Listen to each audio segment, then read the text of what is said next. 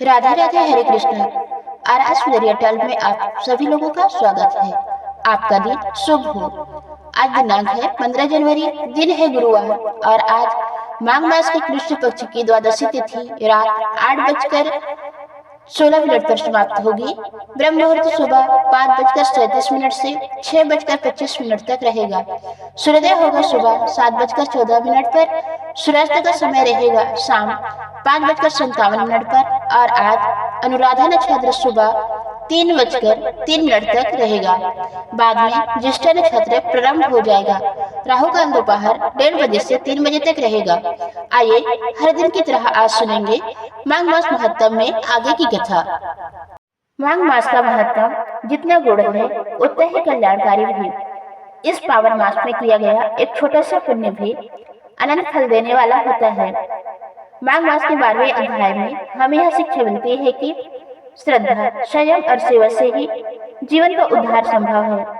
नैमिषारण्य में एकत्रित ऋषियों ने महर्षि सूत जी से विनम्रता पूर्वक पूछा, हे सूत जी, माघ मास के अंतिम दिनों में कौन सा व्रत, कौन सा दान और कौन सा स्नान सबसे अधिक फलदायी होता है? साधारण गृहस्थ व्यक्ति कैसे इस दुर्लभ पुण्य को प्राप्त कर सकता है? ऋषियों का यह प्रश्न अत्यंत महत्वपूर्ण था, क्योंकि कलयुग में अधिकांश लोग न तो बड़े यज्ञ कर सकते हैं, न ही भारी दान। महर्षि सूत जी बोले, हे महात्मा, माघ मास भगवान विष्णु का अत्यंत प्रिय मास है। इस मास में श्रद्धा से किया गया स्नान, दान और जप मनुष्य के समस्त पापों को नष्ट कर देता है।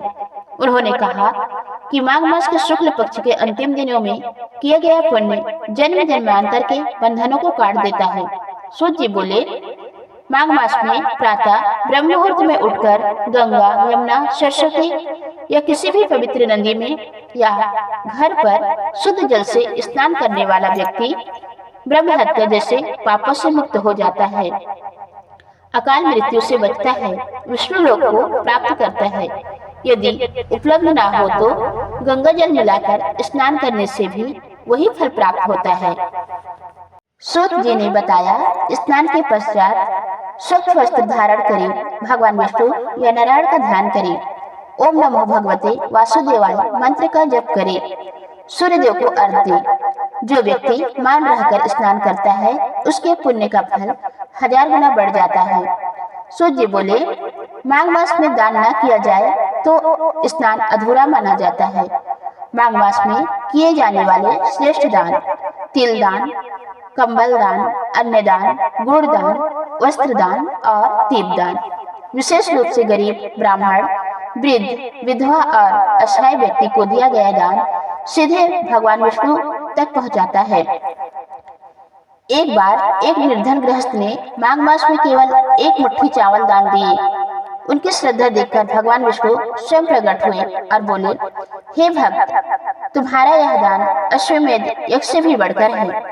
उस गृहस्थ के समस्त कष्ट समाप्त हो गए और अंत में उसे मोक्ष की प्राप्ति हुई। माघ मास में ब्रह्मचर्य का पालन, सात्विक भोजन, क्रोध और अहंकार का त्याग, सत्य वचन, इनका पालन करने वाला व्यक्ति देह रहते हुए भी मुक्त हो जाता है।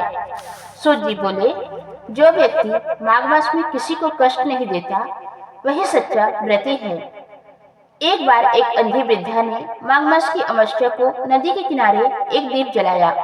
उसी रात उसे स्वप्न में भगवान विष्णु ने दर्शन देकर कहा, तुम्हारा दीपदान मेरे हृदय को स्पर्श कर गया है।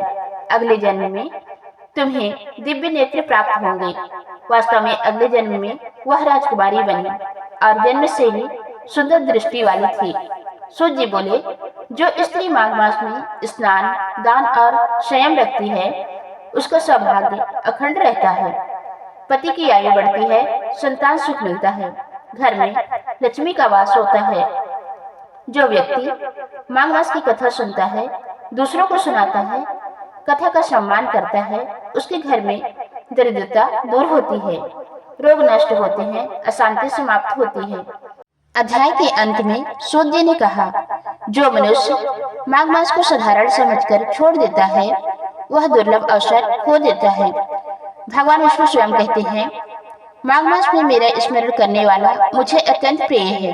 मैं स्वयं इसके जीवन का भार उठा लेता हूँ। माघ मास मोक्ष देने वाला मास है। स्नान, दान और जप सबसे पुण्य है। श्रद्धा सबसे बड़ा साधन है। गरीब भी इस मास में महान पुण्य कमा सकता है। माघे स्नानम दानम जपम च नारायण स्मृति एतत् सर्वे समायुक्तम मोक्ष मार्ग प्रदर्शयेत्।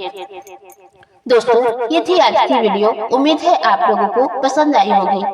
अगर वीडियो अच्छी लगे तो वीडियो को लाइक और चैनल को सब्सक्राइब जरूर करें। धन्यवाद।